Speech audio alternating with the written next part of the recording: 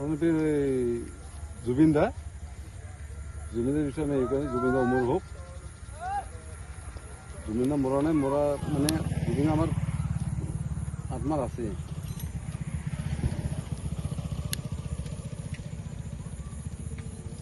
জয় জুবিন দা, জয় জুবিন দা, জুবিন দা অমৰ হোক।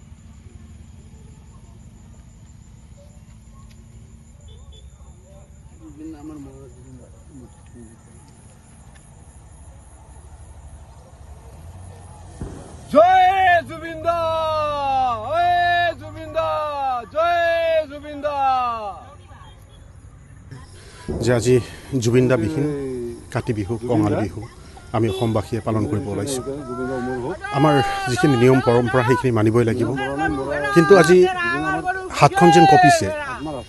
যেতিয়া পথাৰত বন্তি চাকি জ্বলাইছিলোঁ তেতিয়া হাতখন কঁপিছে, কাৰণ যদিও আমি নিয়মখিনি মানিছোঁ কিন্তু এইখন অসমৰ যেন কিবা প্ৰাণ নাই আজি, তেনেকুৱা অনুভৱ হৈছিল পথাৰৰ মাজত।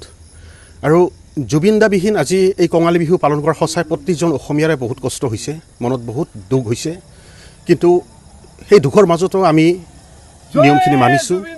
আজি তদ্ৰুপ ময়ো মোৰ ঘৰখনত মানিছোঁ, কিন্তু জুবিন দা অবিহনে নহয়, জুবিন দাক ৰাখি পেলাই কাতি বিহু মানিছোঁ।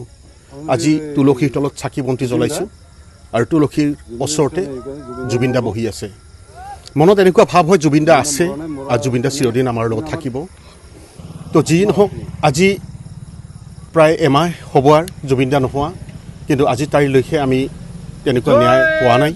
আমি চৰকাৰৰ ওচৰত যথেষ্ট আশাবাদী, চৰকাৰে অসমবাসীক ন্যায় দিব, জুবিন দাক ন্যায় দিব, গৰিমাবুক ন্যায় দিব। গতিকে আমি আজি এই কাতি বিহুৰ এই পবিত্ৰ ক্ষণত আমি অসমবাসীৰ তৰফৰ পৰা মই এইখন ঘৰৰ পৰাই অসম চৰকাৰক অনুৰোধ জনাইছোঁ, আপোনালোকে যিমান সোনকালে পাৰে আমাক ন্যায় দিয়ক, জুবিন দাৰ এই মৃত্যুৰ বিচাৰ দিয়ক, ন্যায় দিয়ক।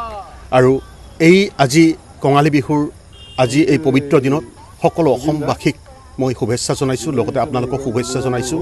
আহিব লগা দিনকেইটা সকলোৰে কাৰণে ভালেই হওক, মংগলেই হওক, ভগৱন্তই সকলোকে চাওক, লগতে এই প্ৰভুই যেন জুবিন দাৰ যিখিনি ৰাজ্য বিচাৰ সেইখিনি যেন অসমবাসীক দিয়ে, এইখিনিয়ে মোৰ আজিৰ দিনত অনুৰোধ।